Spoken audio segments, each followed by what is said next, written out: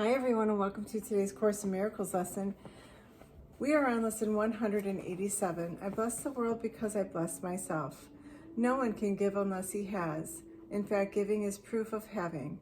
We have made this point before. What seems to make it hard to credit is not this.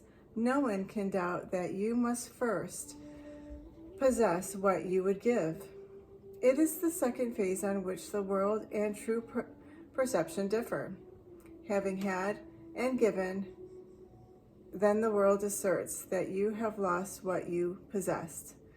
The truth maintains that giving will increase what you possess.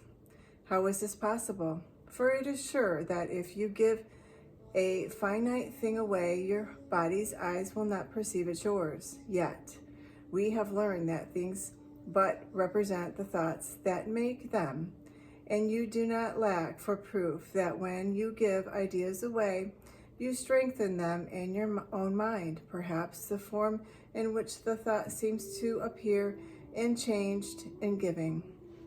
Yet it must return to him who gives, nor can the form it takes be less acceptable. It must be more.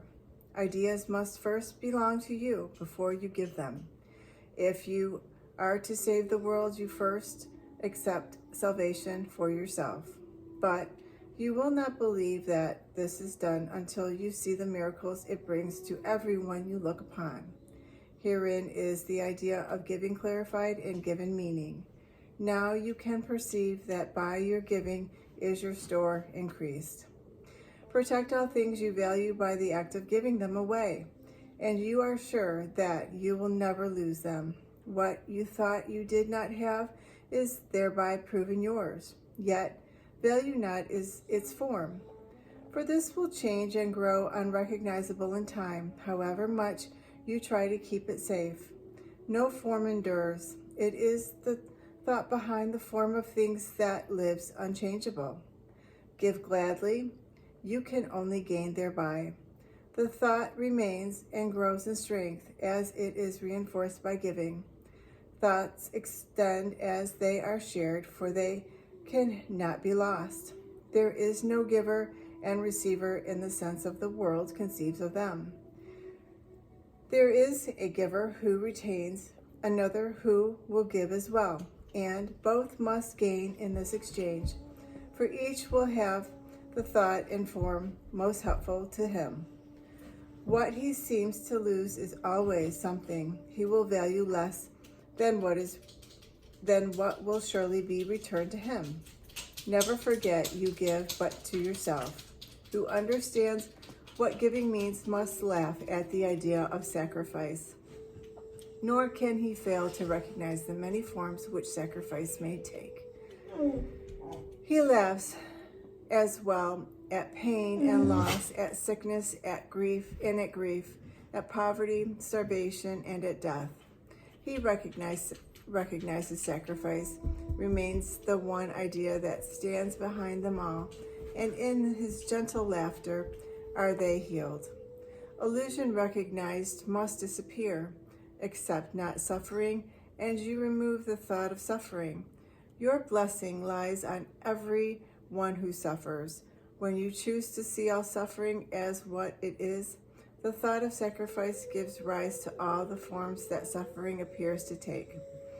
And sacrifice is an idea so mad that sanity dismisses it at once. Never believe that you can sacrifice. There is no place for sacrifice in what has any value. If the thought occurs, its very presence proves that error has arisen and correction must be made. Your blessing will correct it. Given first to you, it now is yours to give as well. No form of sacrifice and suffering can long endure before the face of one who has forgiven and has blessed himself. The lilies that your brother offers you are laid upon your altar, with the ones you offer him beside them.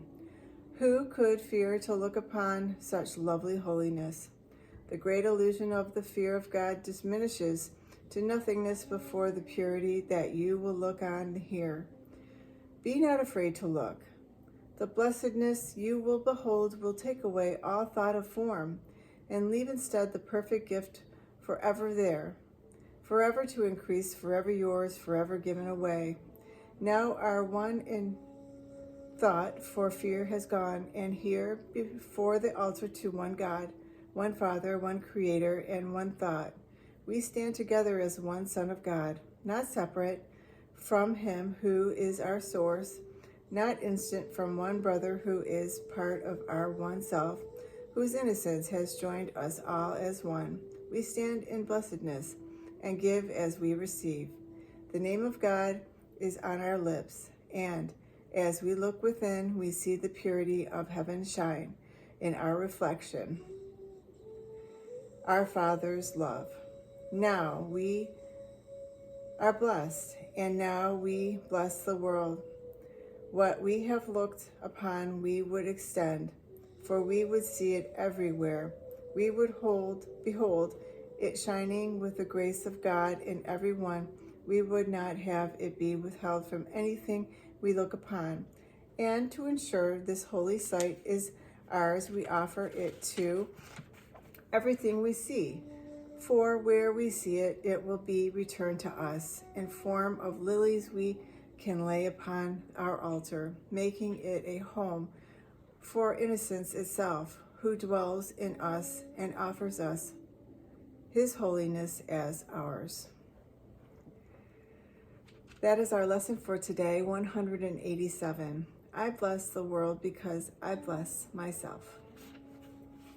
I'm now going to channel the light language activation for today's lesson.